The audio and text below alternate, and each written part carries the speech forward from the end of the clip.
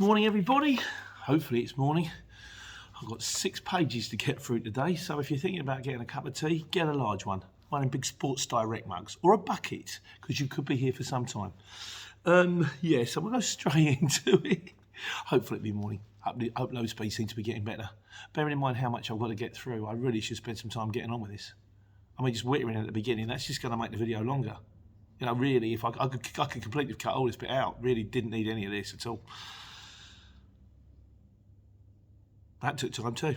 Right, intro. I wonder how many of you turned off by now. Well, if you'd turned off by now, you wouldn't know that. No, I'm whittering again. Right, intro. Thanks very much for everybody who's given me all the helpful comments about Amazon and Hermes. That's going to be quite a long one as well. I'm trying to do the follow-up videos about 5 o'clock on a Wednesday. So what I do is any comments to do with the Sunday Q&A, I'll write them all down. So thanks very much. I'll stick that one on. Also, there's been a few on the distribution centres one, a few points I missed out. Anybody's got any comments on distribution centres, if you want to stick them on, because I'll probably do that one next week. So, cheers. So, and also first comment goes to Darren, cousin Darren. Hello, mate. He's out there, Ocado. He was a market trader with me. Still doing the delivery thing, but he does it like for the Ocado people in the Sprinter vans. Big cup of tea. He said, the parent fashion show awaits you, Pete. Oh, and by the way, it's yellow, not green. Potato. No one says potato. Good to see you though, mate. I hope you're well. Right, so we're doing another new regular feature of the show, Spotlight On. As a couple of you do take the time to comment, and sometimes we get a new guy. And so today's Spotlight On, we got Nick. He's done quite a few comments. There's a rank coming. That's what you need, your cup of tea. And Dale Steele. So Dale, thanks very much for all your comments. I think what happens is sometimes they clock onto the channel and they go back and watch a few and comment on it. So you've had the decency to watch. I would just like to take into account your replies. Dale Steele's on it. He says the driver shortage is linked to many foreign nationals leaving after Brexit. Affects many industries, but the transport in particular, as we have a lot of foreign national drivers. It's no coincidence we're suddenly looking the other way at Dover. I don't know though. I mean, I do think that may be a factor. I do think IR35 is possibly a bigger factor. And I do think on the whole, and we will discuss this in detail later, it's not so much the driver shortage, it's the lack of wages. But we'll come to that. And in fairness, Nick has got a bit of a rent on it. So, he says, if you can't afford the CX fee, you need to pack it in because it will end in tears. Well, again, I would agree with you. I would say the thing about the CX is you'll definitely get your money back. You know, even if you do 2 jobs a month, it pays for itself. And secondly, if you haven't got $1,000 up front before you start in the transport industry, you ain't going to last that long, I would say. But I was lucky, or other ways around it, credit cards, factoring companies, family, something like that. But yeah, there is going to be a period where you ain't going to get paid and you're waiting for invoices, and that could be a bit of a desert, like, you know. He said, on the ship who threatened to take the driver to court, he said, I'd like to see them take him to court for libel. I doubt they can afford the cost. It costs a fortune and it has to be Crown Court only. Yeah, I think that was just a guy who was full of hot air, to be honest with you. Nothing ever came of it, I don't believe. He said, who's the guy who's talking about driving a van only 10 hours a day? Never heard such nonsense. The exact reasons vans don't have tachographs. How is anyone going to prove how long you've been driving? Well, what they can do, and it's only likely to flag up if you're in an accident, is they'll track you back. And they'll go, okay, well, where did you deliver to? Well, where did you pick up from? Well, where did you pick up before then? And if they can find or prove, or they can locate you at certain places at certain time on CCTV, on the cameras, and they can go, look, you've been driving this van for 24 hours without stopping. You're a nutter. That's what they can do you for reckless endangerment, driving without due care and attention. I'm sure that you guys out there, because bear in mind that everything I say is wrong, or at least largely inaccurate, but I do know that they can prosecute you if they think that what you've done is basically been inconsiderate, for want of a better word, and inconsiderate's just not a strong enough word, really, just been reckless and cause, accident, danger, loss of life, that kind of thing. So he says, the sleeping pods are spacious. They fit 2 adults in sleeping. I don't know what a sleeping pod is, but I would be intrigued. If you could let me a bit more information, that would be great. And he also says, all big trucks are auto now. Get a good truck like a Man 7.5. They're auto and they're built in. I'm always a big fan of DEFs. I've still got gears in mine, although I'm getting older. And sometimes when you're sitting in traffic, you don't really want to do your knee all the time, but as far as that's concerned, we're going for the second operators now. And we're going to want to put another 3 on the road. And I think when we get the 3 on the road in Coventry, or Coventry area. I've actually, the newspaper outlet's going in next week. 3 on the road in the Coventry area. We've got the 2 18 tonnes and 7.5 tonne here. Then at that point, we'll swap the 7.5 tonne for an 18 tonne, and then I will probably spend less time driving a truck and more time in the office and trying to get new customers, which means you guys will get a new behind the scenes thing. What's it like to be a shipper and how do you get new customers? I mean, in fairness, there's only so many videos I can do about driving a van. You say that, I've got about a dozen to do this week. Right, Nick the Urban Trucker on the spotlight on. He says, good to speak to you. We had a little chat on the phone. He says, right, I want to have a driver because there's this driver's strike coming on. Now, bearing in mind, this is just straight from the horse's mouth. This is not my opinion. These are Nick's words. He says, I don't agree with the strike action in general. He says, industrial action does nothing for anyone. He says, about use of chocolate teapot. All it does is make the industry look for other ways to get the job done without the need for humans. For example, the unions that did the strike in the British car industries in the 70s and 80s, thousands of people lost their jobs, replaced by machines, and manufacturing was moved abroad. It's just that not my job brigade and the lazy ones. You know the type. I'm not doing that. The types are running around asking why they have to do a job. This is my attitude. If you don't like the job, go and find another job. It's nothing to do with no one's going to stop me earning a living and putting food on the table. The strike action is for the lazy good for nothings who want a day off. He said, why do they pick a Monday? Why did they? Because it's a long weekend. Why didn't they pick a Wednesday or Thursday when they would disrupt the industry much more? He says, I'm sure the bloke who cleans the streets, picks up mess, he says, deserves it as well. It's not like you're being asked to run into a building and save someone's life. It's put your big boy paints on and get on with a job. He said, as far as a driver shortage, it's not just drivers, it's warehouse staff shortage as well. There has always been a driver shortage since the industry started, especially decent drivers. It's only been made worse at the moment with people not going on holiday, so the kids are at home. And he said, like the thing with Tesco's offering what I would call a piano, £1,000 for new drivers. They have to work for 6 months to get it, and there's a lot of clauses in there. It's going to cost them an extra 7.14 a day, 218 days. Basically, I think he's worked it out, and it's all smoke and mirrors. They're trying to give you money, but actually they're not. He says, the companies that are moaning the most about driver shortage are normally the ones that treat their staff bad and talk to you like you're some kind of retard. Now I know a company that operates 100 trucks and doesn't have much of a problem with keeping and finding their drivers. They aren't the biggest bads because they treat their staff like human beings. That's his take on it. So just to play devil's advocate, I suppose. I mean, the question would be, if you're a driver and you love your job because you like driving, but you really think that you're underpaid, what do? You kind of think, well, and you're not asking for, I'm not asking for, I don't want £1,000 an hour, I don't want barristers' wages, I would just like a little bit more. And I suppose you can then see, you know, what's going on.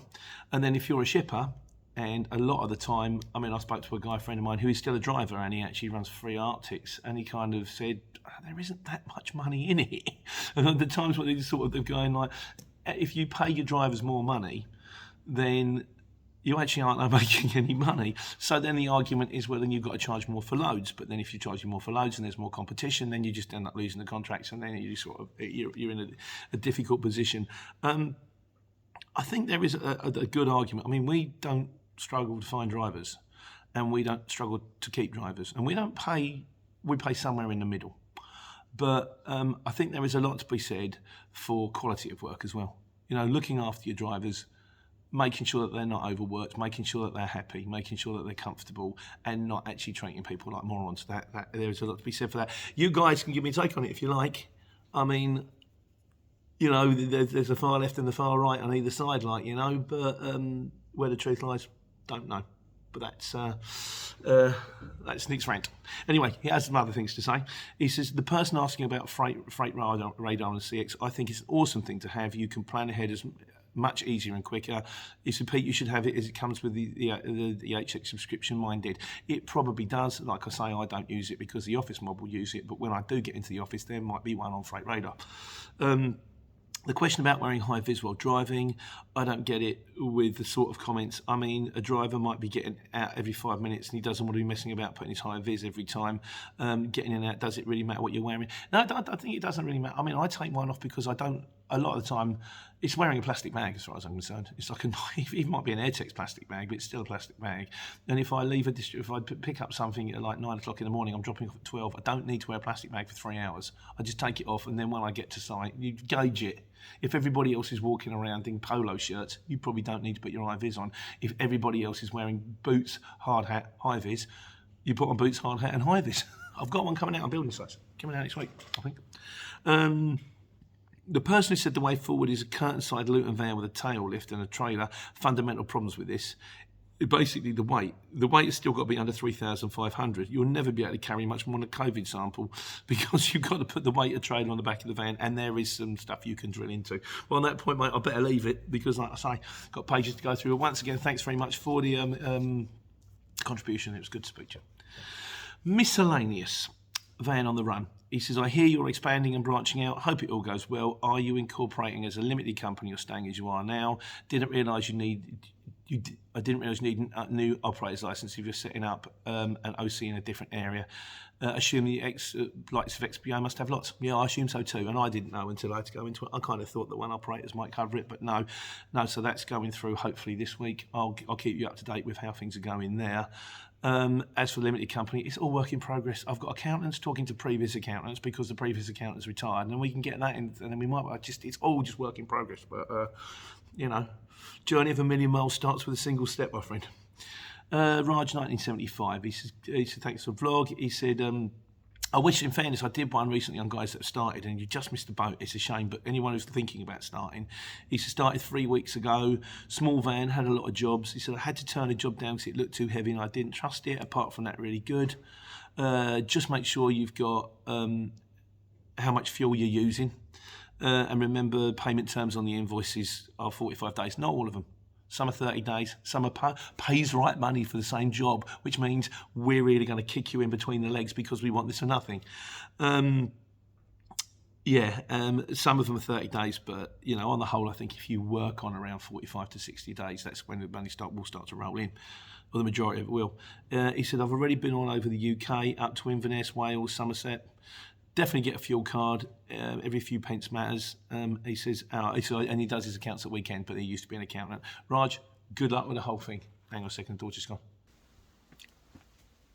You get them TikTok videos where someone's walking down the street in black and white and suddenly they're all colour, or someone's wearing a different outfit. I bet that was seamless. Absolutely fantastic. I was just going to carry on like nothing had happened. I thought that'd be quite amusing. But, hey, where them trees come from? Yeah, no, I've been kicked out of my own house. They're having breakfast. Where was we? Right. Miscellaneous. Steve Daniels. He says he's been watching. Thanks very much. Been watching Spider. He said my old man has Class 1. Has been Class driver for 40 years, and I'm nearly finished with a 24-year career in the Navy. Always been drawn to being self-employed. Owner driver is the way forward. I think so. Yeah. I mean, I think if me, I'd say start with a van, start with a Luton, and then maybe if you like it, within 6 months, start making inroads to operators with a move to moving to lorries within a year if you have got lorry licence. If you haven't, it's up to you. We were on about the driving hours again, weren't we? The 11-hour things. Martin Stewart says the extension of driving hours makes a mockery of the CPC. What a load of cobblers. And Steve R says, why not do away with the CPC? We're not in Europe anymore. That would surely help all local businesses. I know Ian Merrick disagrees with it. And I've got this, the thing about the CPC is some of it is really quite useful and some of it is utterly pointless. So the bit about driving hours, I think your CPC should consist of, because at the moment it's like driving hours, health and safety, strapping a load, using a truck as a weapon. And I think what it should consist of driving hours, strapping a load in health and safety, driving hours. You should do 5 courses and 4 of them should be driving hours, because to be honest with you, that's the one. The rest of it is kind of filling the time. I don't think it needs to be 35 hours long or 5 days, 7 days a week type of thing. I presume the idea of that is to make sure that a driver gets retrained every year. But I would say you can do 1 course every year, do the one that you need to do the most, which will probably be driver's hours, and driver's hours, particularly as they keep changing things on us. Because it's complicated. And work time directive in that as well. But yeah, who knows? Got to do it at the moment. Neptune Courier, he says he's pleased with the content. Question: what's this no drive day you mentioned? I did a Google on it, but it came up short, although I am 6'2". 6'2" means you're 1 inch taller than me. I have this thing where people say Pete, and you go, yeah. And occasionally people say Pete, and you go, yeah. Oh. Yeah, I did do the date. I can't remember. It won't apply to me. As Steve Campbell says, he says it's pointless for a self-employed owner drivers to go on strike as they quote the money they want as it is. It's the employed company drivers on the poor wages who need it.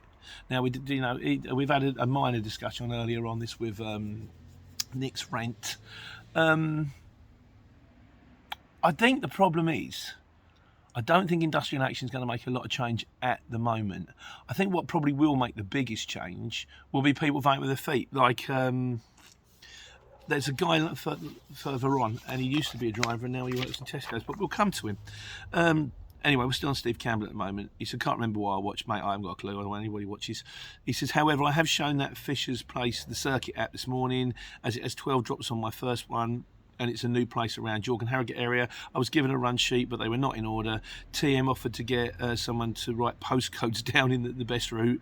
I said it's fine, as I have the circuit app and I've shown them how it works, and now TM downloaded the app too, and he's going to recommend it. I think it's great, and I make videos for them, so they actually help to support the channel.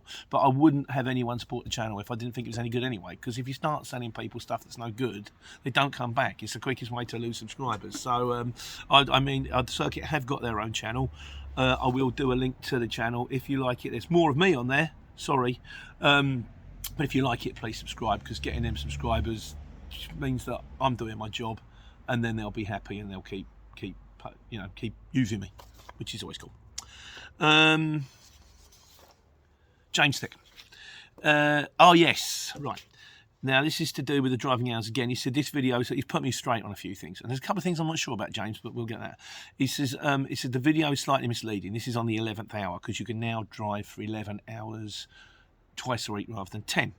He says some of the facts need more advice. He said, yes, the law has temporarily changed so that drivers can do an 11-hour day twice in any given fortnight, but you as a driver can't just do it willy-nilly. Your company has to sign up to the agreement with the DVSA first. I didn't know that. And I think it's only available in the deliveries to supermarkets and RDC-based food. Otherwise, you get an infringement. Just remember, you still have to pay back the extra time the following week. Yeah, because you still presumably can only drive 90 hours every 2 weeks. So if you drive for 11 hours, that just comes off the time that you can drive the following 2 weeks, I guess. I hadn't thought of that, actually. He says, right, as for brakes, that was mentioned. Once you're on a brake, that's it. You can't move the truck once on a brake, otherwise if you start again, that's standard practice. Yes, some tachos will revert to other work if the ignition is turned off during a brake period. Some will automatically switch to brake when the ignition is turned off and the truck stops. This is as a driver, you have to keep an eye, as it's pretty normal. It's not the fault of a tacho, it's just the setup. Right, now I was told, because I asked him about this on my CPC, so what if you're on a brake and you have to move the lorry? In fact, we'll do one on this. And he says, you've got the 1 minute rule, which is you are allowed to move the lorry at a slow pace. You can't sort of shoot off like at 30 miles an hour. It's got to be kind of like under 10 miles an hour, and you can move it. And if you move it for less than 1 minute and then put it back on bed, it does, it still counts as brake. And I do this all the time. When I do this all the time, I do this some of the time. When you're on a brake and a guy goes, mate, we've got to get the fork truck in there. All right, so what you do, start it, rock it forward slowly, turn it off, put it back on brake, and the clock counts it. And that's what I was told on my CPC. Anyone else got, and I can show you it in action. Anyone else got any comments on this? Let me know, am I doing this wrong? But I don't think I am. I mean, like I say, the guy on the CPC told me that you can, there is like exceptions. And obviously you don't do it all the time. Most of the time you're sitting in the sort of a truck stop anyway, so you don't have to move it. But I believe that to be the case. Comments, please. As for UK domestic rules, you can drive a truck on domestic rules providing you drive within a 60 mile or 6 kilometre, I'm not sure which one, radius to the base. You do, however, have to follow the work time directive rules and do it on printouts. If you make a mistake, do 2 printouts. I believe that's probably true. I think that rings a bell somewhere in the back of my head. Once again, comments please. Sign them and date them for the right reason for the mistake on the back of them. You, the driver, keeps one to carry with him for 28 days. The other goes to the transport manager where she should file it. At the moment, I've been doing 1 printout, signing it, and I'm keeping it in my book. So if I'm doing that wrong, someone let me know. Daniel, I know you're on holiday. Let me know. Am I doing this wrong, mate? Steve Athers. He says, hi, Pete. Great as always, thank you very much, Steve. He said, I drive class. Now, this is another weird one. I drive a Class 1 medical unit on UK domestic rules. It's 11 hours a day. For 24 hours times 7 days. You can drive 10 hours straight and then stop, but it's not recommended, so you need a local rule from your employer. Every working hour comes off your driving time, so 5 hours work, only 6 hours driving time, and so on. Like I say, CPC should be driving time. I've never even heard of that. No one's even mentioned getting on a ferry yet. Oh God. I know it's not that complicated, but it's that complicated. Steve Daniels, he said test centres are backlogged. He said, I've done my CPC case studies test and hazard perception yesterday in one centre. I had my theory test next week in another centre. Class 2 driving course and test is a 10-week lead time in Portsmouth. I was pretty lucky. I know, in fairness, mine just got getting because of the pandemic. Mine just getting push back, and then one guy turned around and said, can you do it Monday? I went, yes. Unfortunately, I worked Tuesday. It was actually. Unfortunately, I passed. I did have to do it again. James Les Rios says, he said, since I gave up trucking, this is the guy we mentioned earlier. He says, since I gave up trucking, I've been working at Sainsbury's stocking shelves for £12 an hour, 5 days a week. The work's easygoing, sociable, and I get sleep tonight in my own bed. Plus, no training costs or responsibility whatsoever. In what world do I get paid the same for being an HGV driver with none of these benefits? I find it appalling, really, and it shows how backward the industry is. Now, I think he's hit the nail on the head here. So we're talking about strike action. We're talking about HGV drivers not getting the paid the right money. Now, a geezer once on the flower store a little while ago told me, he says, I was trying to work out how much to buy a truck for. And he says, in my opinion, what I've learned in this life is something is worth what someone is prepared to pay for it. And I think it's the same for jobs. Something is worth what someone is prepared to do for it. And this is largely related to what they could do elsewhere. So if you turn around and you say, I want you to be a truck driver, I want to pay you £6 an hour, I know you can't. You go, well, I'm not going to do it for £6 an hour because I can go to Sainsbury's and I can stay for 12.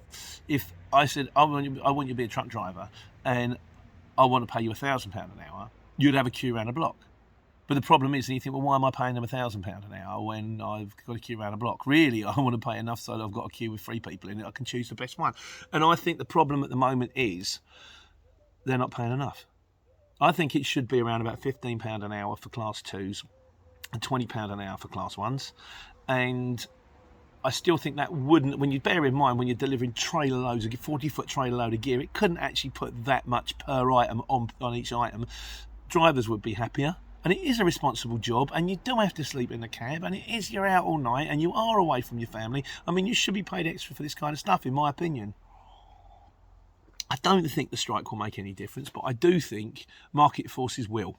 And let's just hope so, because let's hope these proper drivers, not Mickey Mouse puddle jumpers like me, actually get the money that I think they deserve. Godzilla's. It says PPE. It says... Didn't want to say, but I should. The shape of the reflective strips on all PPE is denoted by the Health and Safety Executive. Foreign PPE may not conform with UK standards. If you get squashed, maybe it could be used against you. And if you find someone who's got the super up on health and safety, they may pull you on it and refuse you on site. The sort of person who knows helmets are dated and can't be used after a certain date, unless you pull the sticker off. Don't know what you're on about, Governor. The stickers fell off. Just got it. Write it on a marker pen. I had to do that. I take the test for MOT, got everything. He says, where's your speed limit sticker? I went, oh, it's got to be here somewhere. And he went, it's normally on the windscreen. And I went, He said, you've had the windscreen changed? I went, yeah. It was like, you should have a... And he was a nice guy. And he said, you need, like, a speed sticker is required. So I got the marker pen out of my bag. The grey bit along the dash, I went maximum speed 56 mph. And he went, yeah, that can be seen clearly. I'll pass that. I'm like, oh. Now I've got marker pen all over the van. It looks like I'm like Banksy. If I ever get famous, I can sell it. Never going to happen. I'm keeping Alice. She's lovely. Right. Lisa Mead. Lisa Mead says, I love your videos, but please, please, please remove the butcher's apron from behind you. That's the Union flag. He says, I'm English, I find it offensive, let alone the millions of people around the world whose people have been murdered and tortured and enslaved by the Crown. The Union Jack is a flag of oppression. Common man, wake up. Lisa, I won't be removing my flag. It's a Union flag, by the way, not a Union Jack. You only get a Union Jack on board a ship. Having said that, I've checked in the dictionary and Union Jack is actually acceptable, just not by me.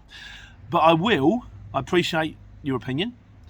I don't agree with it, but I believe in people having their own opinions and the right to free speech. But what I will do is I will do you a video explaining why. You've made the effort to watch my videos.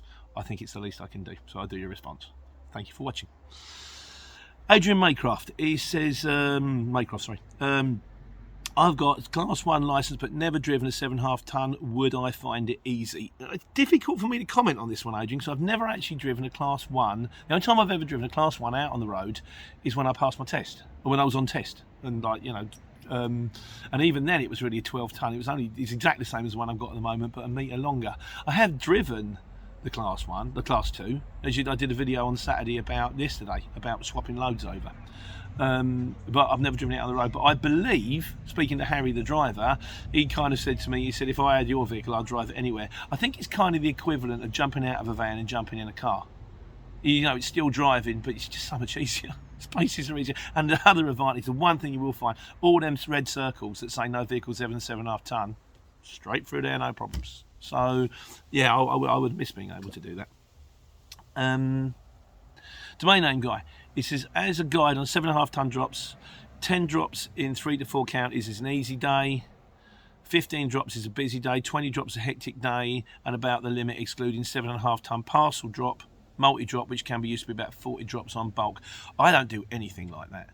I have gone back to 2 jobs a knock.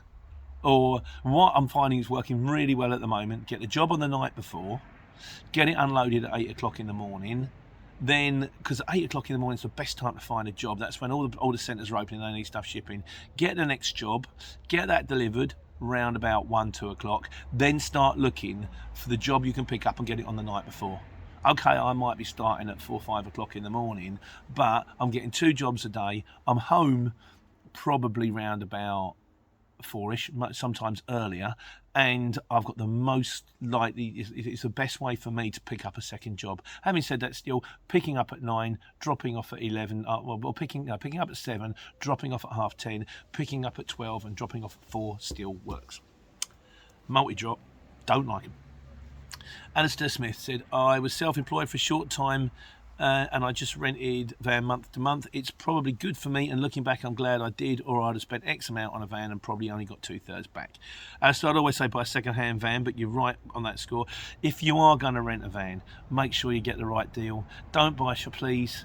I mean, it might work for you, but if it goes wrong, you've got a shiny new van and you're stuck with a contract. Some people might rent vans month to month. You might have a mate or a friend or someone who goes, look, okay, we've got a system, you can rent this monthly, it's this much, you can hand back the keys when you're ready, and if you can get the right price, that is a good way to start. Because when I say whatever you do when you start, keep your overheads low, keep your risks minimal, and that way, if it goes wrong, it's going to cost you some money, you won't get your CX money back, you'll probably get a partial refund on your insurance, you hand the keys back, wipe your mouth, walk away, and at least you know. Chris C says, cheers Pete, I'll start on the curtains on Monday. He watched my video on curtain siders. To be honest with you, I've learnt a lot since then, but there's not that much to it, you'll be fine.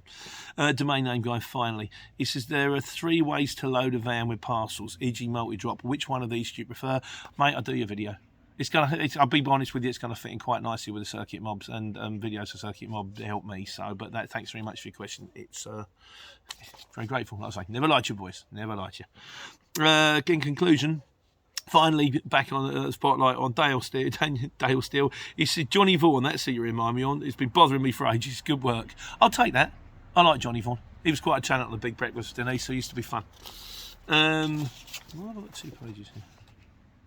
Oh, we've done that. Godzilla's says, piano upstairs. I bet you're banned from the list of house removers after that. I was doing house removals. I helped move the piano upstairs. You can move pianos. It's just a matter of manpower. 3 people, doable. 4 people, easy. Gets a bit of a struggle when you're trying to get 4 people around the dog-legging stairs.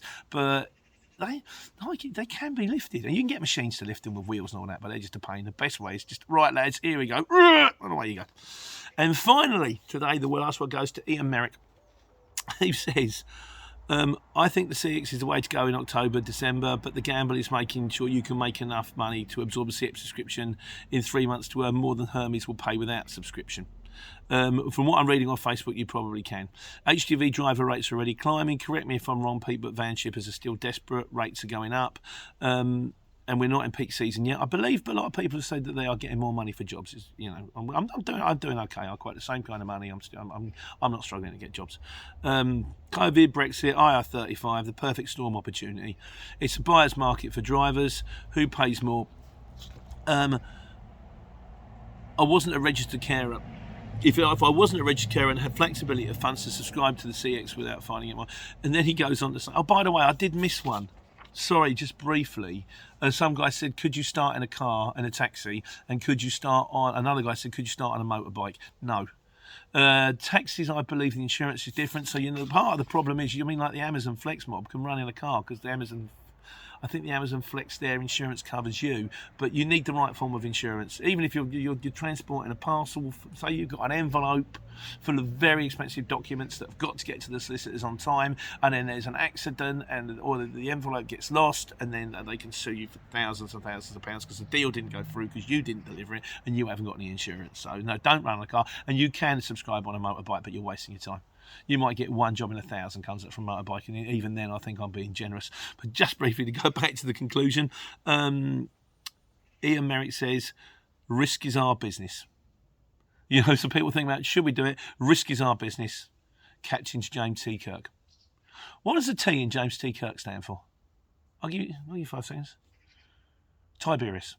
James Tiberius Kirk. And finally, the last word this week comes from me. Because, you know, I kind of like that quiz question. So I've got another quiz question for you. Such Trivial Pursuit this. Which Danish manufacturer is the largest producer of tyres in the world? Answers in the comments. And if no one gets it, I'll tell you next week. In the meantime, take care. Take none.